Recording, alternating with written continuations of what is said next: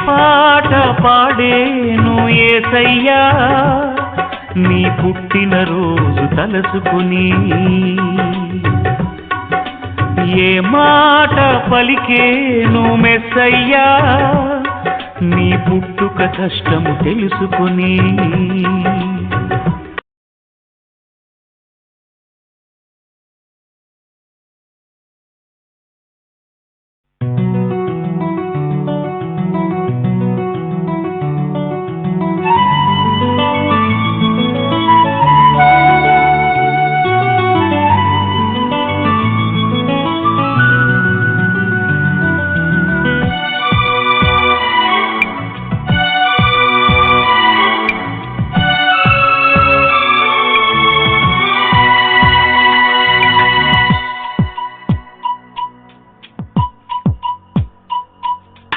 ఏ పాట పాడేను యేసయ్యా నీ పుట్టినరోజు తలచుకుని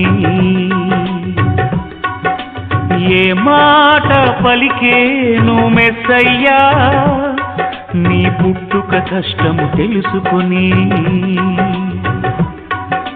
గుండెల దుఃఖము నిండిపోగా గుండె గొంతుక పెనుగులాడగా ఏ పాట పాడేను యేసయ్యా నీ పుట్టినరోజు తలచుకుని ఏ మాట పలికేను మెస్సయ్యా నీ పుట్టుక కష్టము తెలుసుకుని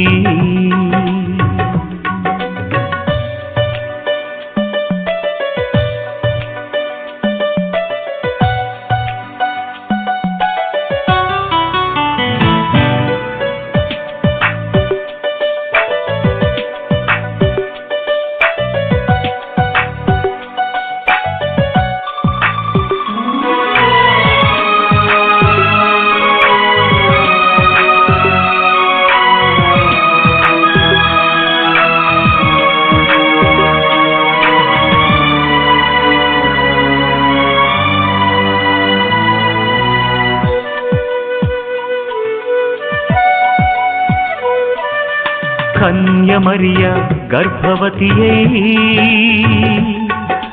దీనురాలై ధన్యురాలై కన్యమరియ గర్భవతి దీనురాలై ధన్యురాలై సంకళ్ళ కన్నీళ్ళ కత్తెరలో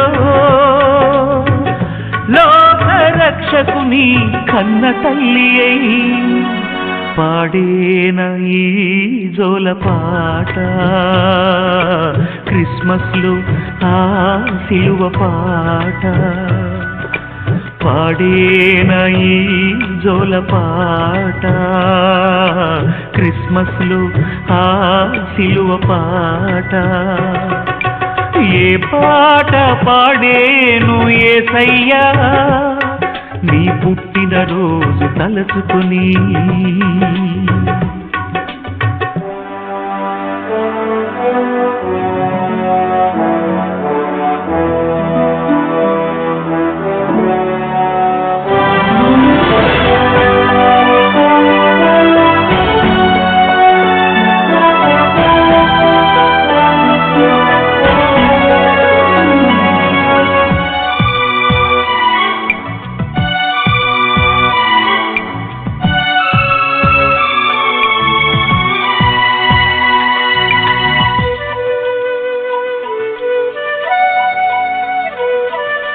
పశువుల పాకే పాపిష్ఠి లోకమై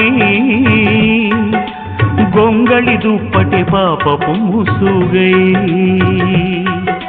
పశువుల పాకే పాపిష్ఠి లోకమై గొంగళి దుప్పటి పాపపు ముసుగై పశువుల తొట్టే మోసమైన మనసై పొత్తి బట్టలే మరణ పాశములై పాడేనై జోల పాట క్రిస్మస్లో కల్వరి పాట పాడేన ఈ జోలపాట క్రిస్మస్లో కల్వరి పాట. ఏ పాట పాడేను యేసయ్యా నీ పుట్టినరోజు తలచుకుని, ఏ మాట పలికేను మెస్సయ్యా నీ పుట్టుక కష్టం తెలుసుకొని. గుండెల దుఃఖము నిండిపోగా గుండె గొంతుక పెనుగులాడగా, ఏ పాట పాడేను యేసయ్యా నీ పుట్టినరోజు తలచుకుని,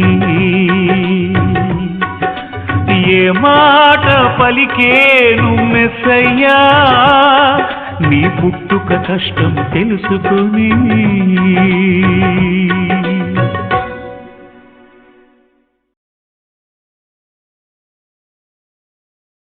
పుట్టాడని చెప్పడం జరుగుతుంది. కాబట్టి ఇక్కడ ఆవిడ డౌట్లను తీర్చుకుంది. అలాగే జకరియా అనే యాజకుడు తన తరగతి క్రమం చొప్పున మరి యాజకత్వం చేస్తున్నప్పుడు ధూపవేది పక్కన ముందే వచ్చి నిలుచుందట. అది అప్పటికప్పుడు ఈయన వచ్చిన తర్వాత రావడం కాదు, ముందే ఇలా నిలుచుంటాడు. దాన్ని చూసి ఆయన తుల్లుబడి చాలా జడిశాడు. మరి జడిసిపోయి మరి అక్కడ ఆయన కూడా అనుమానం వ్యక్తపరిచాడు. అక్కడ అనుమానప్పుడు నువ్వు నమ్మలేదు కనుక మగవాడు అవుతావు అని ఆ దేవదూత చెప్పడం మనం చూస్తాం. ఎందుకంటే అబ్రాహాము పిల్లలు పుట్టారు, మరి నీకు పుట్టారా అనేది. కానీ కనిమరికి ఇప్పటి వరకు పిల్లలు పుట్టలేదు, అది న్యాయమైన అనుమానం. కాబట్టి ఈ రీతిగా చూస్తుంటే దేవదూతలను మరి యాకోబుకు నిచ్చిన దర్శనంలో కింద నుంచి దేవదూతలు పైకి ఎక్కుతున్నారు, పైనుంచి దేవదూతలు కిందికి దిగుతున్నారు. ఆయా సమయాల్లో మరి యుద్ధానికి కోసం కోరినప్పుడు దేవదూతలను పంపించి యుద్ధం చేయడం జరిగింది. ఒక్క దేవదూత 185,000 మందిని చంపివేయడం కూడా జరిగింది. మనం చూస్తుంటాం ఈ రకంగా ఉన్న దేవదూతలు మరి భూమి మీద ఇంకా అనేక మంది మరి ఆయా సమయాల్లో మరి రక్షిస్తున్నాయని కూడా మరి సాధు సుందర్ సింగ్ గారి జీవిత చరిత్రలో చూసినప్పుడు కానీ, మార్టిన్ లూథర్ గారిని ఒక ఆయన వారు సైన్యము వారు భటులు పట్టుకోవాలని వెళ్ళినప్పుడు అక్కడ ఆయన పక్కన ఎవరో మాట్లాడుకుంటూ వెళ్ళడం చూసి మరి ఆశ్చర్యపోయారట. కాబట్టి అక్కడ దేవదూతగా మరి ఆయన సాక్ష్యం చెప్పడం జరిగింది. అలాగే సాధు సుందర్ సింగ్ గారు ఒక గుహలో ఉన్నప్పుడు ఆ గుహలో ఉన్న ఆయన్ను అతన్ని చంపివేయాలని ఆ చుట్టుపక్కల గ్రామవాసులు ఆ అడవి మనుషులు కూడా మరి కుట్రగట్టి, అడవి మనుషులండి, వారు కుట్రగట్టి వారు చుట్టూ ఆవరించి ఉండగా అక్కడ ఇంకా అనేక మంది మనుషులు వారికి కనబడ్డారట. వారి సాక్ష్యం ఇవ్వడం, అడవి మనుషులు మారి సాక్ష్యం ఇవ్వడం కూడా జరిగింది. కాబట్టి అండి మనం చూస్తున్నట్టే ఆయా సమయాల్లో అద్భుతాలు జరుగుతాయి. ఈ రోజున మనం చూస్తున్నాం సీ కెమెరాలో కూడా ఈ మధ్య అక్కడ అడపా దడపా కూడా ఒక అద్భుతంగా బండి తోలుకెళ్లి రిక్షా తోలుకెళ్లే వ్యక్తిని తీసుకెళ్లి మరి పక్కన పెట్టి తాము పారిపోవడం మనం సీ కెమెరా నా మట్టుకు నేను చూశాను, అనేక మంది కూడా చూశారు. కాబట్టి మరి భూమి మీద అదృశ్యమైన శక్తులతో మరి కనబడుతున్నాయి అని చెప్తున్నాడు. యేసు ప్రభు అంటాడు దెయ్యాలకు ఈ మాంసము శరీరము ఉండవని చెప్తున్నాడు. కాబట్టి అలాగే దేవదూతలకు కూడా మాంస శరీరాలు కాదు కానీ మహిమా శరీరము ఉంటుందండి. కాబట్టి మనము మరి ఈ దేవదూతలకు కూడా తీర్పు తీర్చేవారుగా మనం చేస్తాడు. దేవదూతలు కూడా తీర్పులో ఉంటాయట. కాబట్టి అండి వేవేల దేవదూతలు ఉంటాయంట, కోట్ల దేవదూతలు ఉంటాయంట. ఈ 2 రెక్కలతో ముఖాన్ని కాళ్ళను కప్పుకొని ఎగురుతాయంట. యెహెజ్కేలు గ్రంథంలో చూస్తే వాటికి చక్రాలు ఉన్నట్టు కూడా చూపెడుతున్నాడు. అవి ఎటు తిరిగితే ఆ చక్రాలు ఎటు తిరిగితే అవి అటు తిరుగుతాయట. మరి ఈ రకంగా ఉన్న మరి దేవదూతల సమూహంగా వాటికి కూడా తీర్పు తీర్చే మరి తేజవాసులైన పరిశుద్ధుల స్వాస్థ్యంలో పాలివారగుటకు మనం దేవుడు తన సొత్తుగా పరిశుద్ధ జనంగా లోకానికి వెలుగ్గా ఉప్పుగా తన స్వాస్థ్యంగా మనం ఎన్నుకొని వెలుగ్గా చేసి ఒకడప్పుడు కనికరింపబడకుండాను ఉన్నప్పుడు మనం చీకటిలోను మరణఛాయలోను కూర్చున్న వారికి మనకు పైనుండి అరుణోదయ మరి దర్శనమిచ్చి వెలుగు సంబంధాల వలె ఉండటం కోసము ఆయన నిమిత్తము చనిపోయాడండి. కాబట్టి ఆయన వెలుగు సంబంధాలలో ఉండాలి. ఆయన మన నిమిత్తము దరిద్రుడు అయ్యాడు. కాబట్టి మరి ఆయన మనము ధనవంతులు కావాలని ఈ తేజవాసులు పరిశుద్ధుల స్వాస్థ్యంలో కడబోర శబ్దంలో రెప్పపాటు మరి కాలంలో మనం వ్యక్తపడతాము. ప్రధాన దూత మహా ఆర్భాటంతో శబ్దం చేసినప్పుడు మనం రెప్పపాటులో ఈ దేవదూతల సమూహం, ఈ సేవకులు, దేవుని సేవించే ప్రతి విశ్వాసి కూడా మరి మరి ఒకరినొకరు కలుసుకుంటారు. కాబట్టి యేసు పుట్టుకప్పుడే కాదు, యేసు 40 రోజులు ఉపవాసం ఉన్నప్పుడు కూడా మనకు దేవదూత వచ్చి పరిచయం చేసినట్టు కనబడుతుంది. మరి మత్తయి సువార్త 4వ అధ్యాయం అవి చూసుకున్నప్పుడు దేవదూతలు వచ్చి వారికి ఆయన పరిచయం చేశారని మరి 2 సువార్తల్లోనూ తేటగా రాయబడి ఉంది. ఆ రీతిగానే మరి గెత్సేమనే వనంలో ఆయన శిలువకు వెళ్లే ముందు రోజు రాత్రి, తండ్రి నీ చిత్తమైతే ఈ గిన్నె నా యొద్ద నుండి తొలగించమని చెప్పినప్పుడు కూడా అక్కడ కూడా దేవదూత వచ్చి బలపరిచిందంట. చెమట రక్త బిందువులుగా కారినంతగా మరి అక్కడ ప్రార్థన చేసినప్పుడు ఆ దేవదూత బలం పట్టి అక్కడ బలం నొందడం జరిగింది. ఇక్కడ చూస్తుంటే ఏలియాకు కూడా మరి మనం చూస్తుంటే ఆయన ఎంత మట్టుకు చాలు చనిపోతానన్నప్పుడు కూడా మరి దేవదూత తీసుకొచ్చి ఆహారం పెట్టింది. ఆహారం తిని ఆయన 40 రాత్రింబవలు ప్రయాణము చేశాడని చెప్పడం. కాబట్టి ఈ దేవదూతలు మరి అద్భుతకరంగా రక్షించడము, ఆహారం ఇవ్వడము, స్వస్థపరచడము, దేవుణ్ణి ఆరాధన చేయడము, మరి సమాచారము తెలియజేయడము, సర్వోన్నతంలో దేవుని మహిమయు ఆయనకి ఇష్టలైన మనుషులకు భూమి మీద సమాధానం కలుగుగా కానీ వారు మహావెలుగుతో మరి దేవుని స్తుతిగానాలు చేశారు, ఆరాధన చేశారు. మనం కూడా మరి ఆయన సేవకులకు, ఆయన మరి ఆయన గుంపులో, ఆయన పరిశుద్ధుల స్వాస్థ్యంలో మనం చేరి మనం ఆరాధన చేసి యుగయుగాలు జీవించేవారిగా మనం కూడా ఉండాలి. కాబట్టి ఆయన చనిపోయి తిరిగి లేచినప్పుడు కూడా ఈయన సజీవుడైన వారిని మృతుల్లో ఎలా వెతుకుచున్నారు అని ఆ దేవదూత చెప్పడము మనం చూస్తాం. ఆ రాయి మీద కూర్చుందట కూడా ఆ రీతిగా మనం చూస్తున్నాం. ఇక్కడ చూస్తుంటే చనిపోయి తిరిగి లేచిన తర్వాతే కాదు, ఆయన మరి ఆరోహణ అయిపోయాడు. అంటే భూమి నుంచి 40 రోజులు కనిపించాడు. 40 రోజులు కనిపించి ఆయన ఆరోహణ అయిన తర్వాత కూడా ఈ యేసే ఎలాగ వెళ్ళాడో తిరిగి అలాగే వస్తాడని దేవదూత కూడా యేసు జీవితంలో కూడా అనేక సార్లు దేవదూత మరి ఆ జీవితంలో అనేక సార్లు అనేక 5-6 సంఘటనలు మనకు తేటగా కనబడుతుంది. కాబట్టి మనం చూస్తుండగా దేవుడు మనం దేవదూతలుగా చేసే పరిచర్యను మనకు అప్పగించాడు. దేవదూతలు ఈ కార్యను తొంగి చూస్తున్నారట. కాబట్టి మనకు ఇవ్వబడిన వాక్యాన్ని ఇతరులకు ప్రకటించాలని చెప్తున్నాడు. నేను కాక మరి ఆ దేవుడిచ్చిన వాక్యం కాక ఎవరైనా మరి దేవదూత వచ్చి చెప్పినా మరి వినవద్దంటున్నాడు. కాబట్టి అండి మరి అద్భుతకరంగా దేవుడు తన ప్రవక్తల ద్వారా, తన ఆత్మచేత ద్వారా ఒకటే కాపరిగా కూర్చబడి లేఖనాలు విభజించబడి ఒకే వ్యక్తి రాసినట్టుగా సమకూర్చబడి లేఖనాలను అనేకులకు మనం సువార్త చేయవలసిన వారు ఉన్నాం, మరి ప్రకటించబడిన వారు అయి ఉన్నాం, సాధనాలుగా ఉన్నాం, భూ దిగంతుల వరకు నాకు సాక్షులై ఉన్నారు అని చెప్తున్నాడు. మిమ్మల్ని అనాథులుగా ఎవడునని తోడుగా ఉండి సంఘానికి, సువార్తకులకి, అపోస్తులకు, బిషప్పులకు మరి ఆయా సూచక్రియలు, అద్భుతాలు దేవుని నిమిత్తము చేసే వారందరికీ దేవుడు తోడుగా ఉండి ఆ అనేకులను వెలిగిస్తున్నాడు. కాబట్టి నీవు ఒక సాధనముగా, నీవు భూదిగంతుల వరకు వెలుగుగా నియమించాననే నీవు ఉండేటట్టుగా నీవు ఒక సాధనముగా నీవు ఉండాలి. కాబట్టి అండి మరి నువ్వు ఇంకా చీకటిలోనూ చీకటి క్రియలు చేస్తూ నిర్జీవ క్రియలు విడిచిపెట్టి ఇది నీ పెదవులు తగిలిన కనుక నీ దోషానికి పరిహారమైన ఆయన చెప్తున్నాడు. నా అతిక్రమం ఒప్పుకుందని అనుకుంటేనే నీవే దయగలిగి నా పాపమును క్షమించుతున్న విధంగా చీకటిలో నుండి వెలుగులోకి వచ్చి అనేకులను వెలుగులోకి నడిపించే వారంగా మనం ఉండాలి. కాబట్టి నీవు కూడా ఒక దేవుని పనిముట్టుగా, దేవుని సాధనంగా, దేవుని దూతగా, దేవుని సేవలో పాలు పొందేవారంగా ఉండాలి.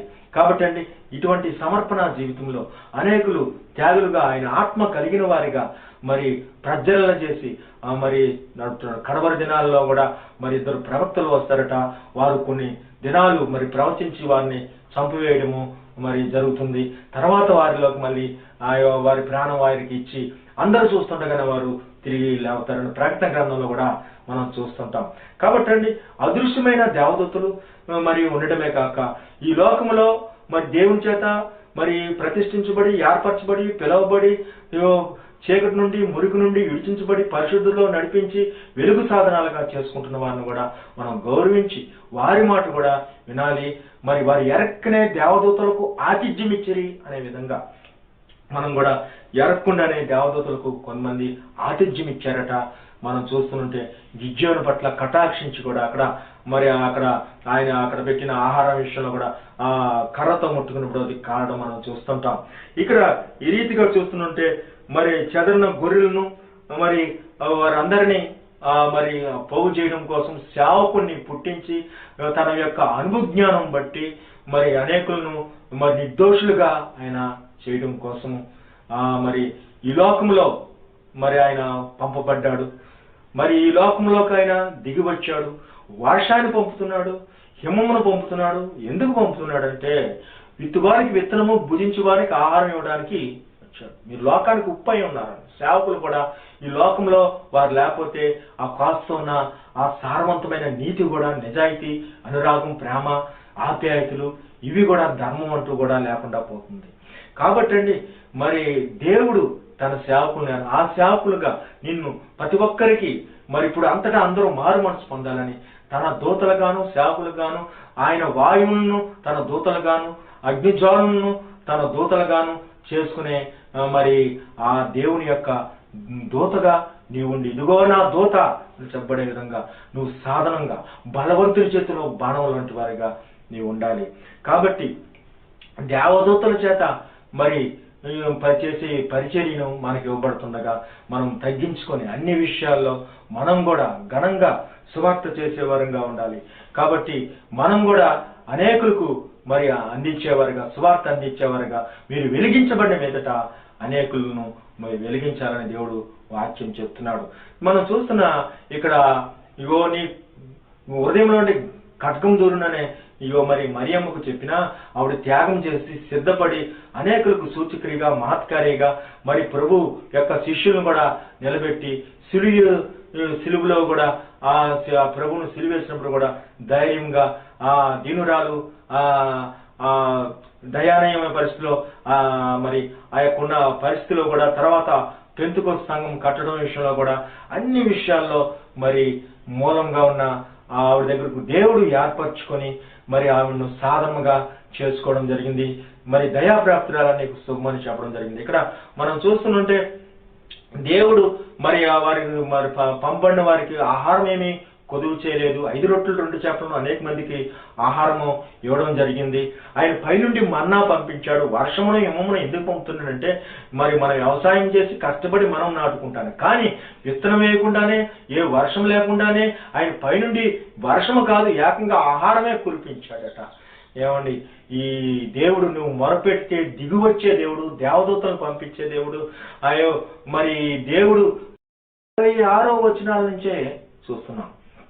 26వ వచనం, 26వ వచనం, 26వ వచనం అంటే 26వ వచనం, 26వ వచనం, 26వ వచనం, 26వ వచనంలో ఏముందంటే అరుదైన లభ్యత.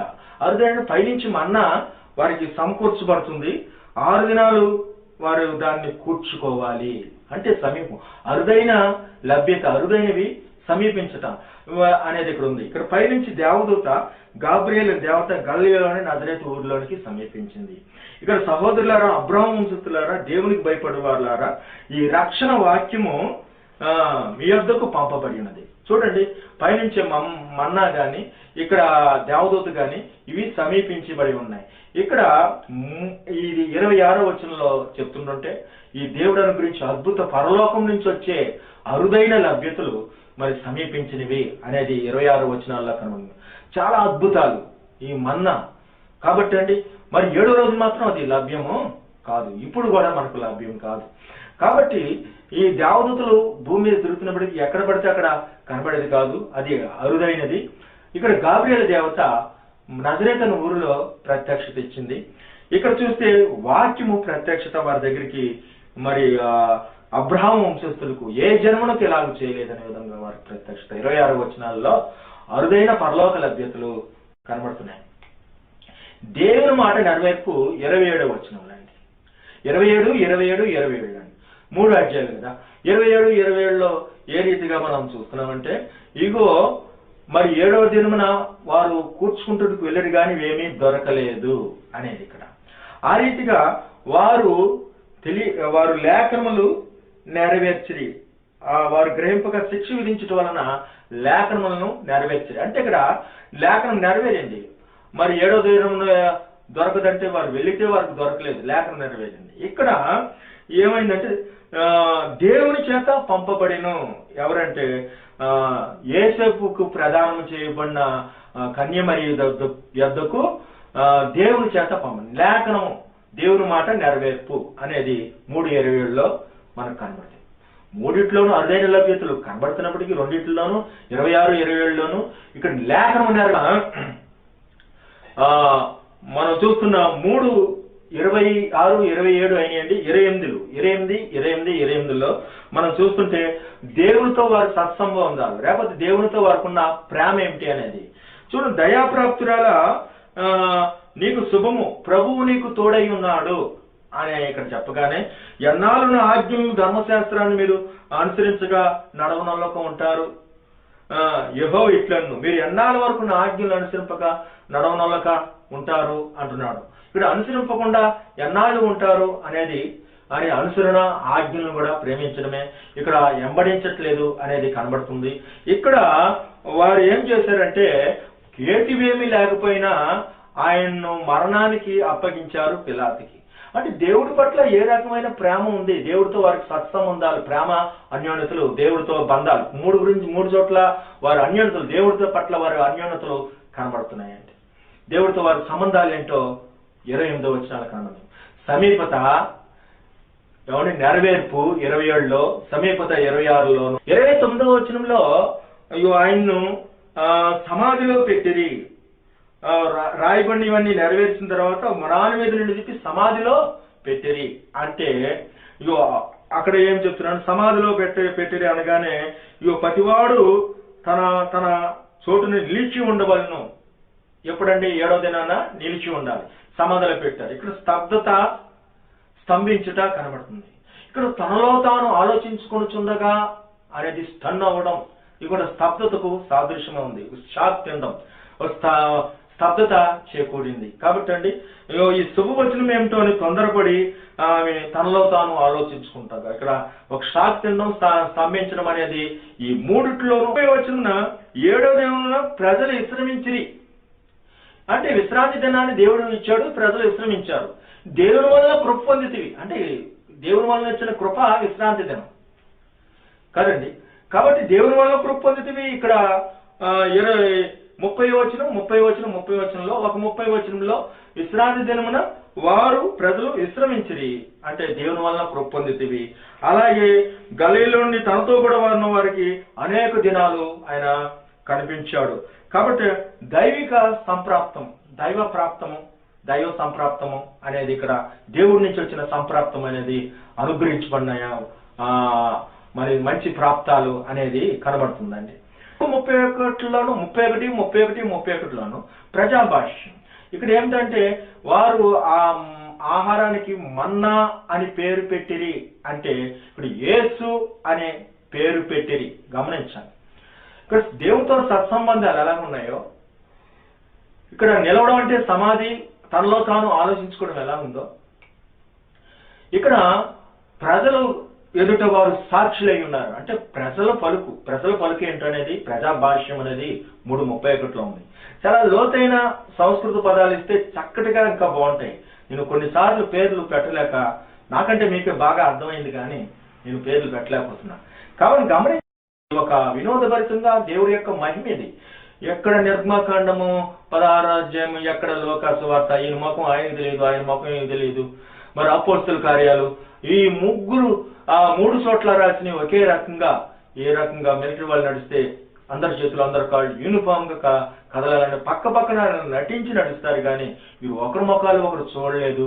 వచనాలు కూడా కేవలం ఒక 130 సంవత్సరాల క్రితమే మరి వాటిని విభజించారు. కాబట్టి సమకూర్చిన వారిలోనూ, రాసిన ప్రవక్తల్లోనూ, ఆఖరికి లేఖనాలు విభజించిన వారిలోనూ అద్భుతకరంగా పరిశుద్ధాత్ముడు నిన్నేమాత్రము ఎన్నడూ ఎడబాయనని మరి తరతరాలలో యుగ యుగాలలో జగజగాలలో ఆ దేవుడు విశ్రమించుడు కొనుకుడు నిద్రపోడు అనే విధంగా మరి ఎంత అద్భుతకరం, ఊహతో చెప్పబడింది కాదని వచనం చూపించుకుంటే కాదు కానీ ఇక్కడ ఎంత అద్భుతమైన మరి కలయిక. కాబట్టి అండి ఇగో మరి ఈ రీతిగా ఉన్న వాక్యాన్ని మనం దేవుల్లో మరి ఆనందించాలి, వినోదించాలి. మనం అన్ని విషయాల్లో ఆయన దయ పొందిన వారు చూస్తుంటే ఇంకా 32వ వచనాలు కూడా మనం చూస్తుంటే 32వ వచనాలతో వారు వంశ పారంపర్యం, ఇక్కడ వంశాలు వంశాలు అంటే వంశాలు కనబడుతున్నాయి. అలాగే వంశాల కోసం వారు సిద్ధపరిచింది. వంశాలను వారి పాలనలో సముఖంలో ఉంచుకున్నట్టు అంటే ఇక్కడ కూడా 33లో వంశాలు మళ్ళీ వస్తుంది. వారి పిల్లలు, కుమారుడు, తండ్రి అనేది వస్తుంది. అలాగే 32లో వంశావళి కనబడి 33లో కూడా అండి ఇక్కడ వంశావళిలే కానీ ఆధీనంలోకి రావడం. ఆయన యుగయుగాలు ఏలును అంటే ఇక్కడ వంశస్థులు తమ యొద్ద ఉంచుకున్నట్లు యెహోవా సన్నిధిని దాన్ని యెహోవా సన్నిధిని ఉంచాలి మందసం ఎదుట అంటే యుగయుగములు ఏలును అంటే సమూహాలు కనబడింది. అలాగే నీవు నా కుమారుడు నేడు నిన్ను కనియున్నాను. ఇక్కడ వంశావళులు వారసత్వమే గాని సొంతం అవడం, అక్కడ వంశావళులకి సిద్ధం చేయడం. ఏమండి ఇది 32వ వచనంలో సిద్ధం చేయడం, 3:32లో 33:38లో సొంతం చేసుకోవడం.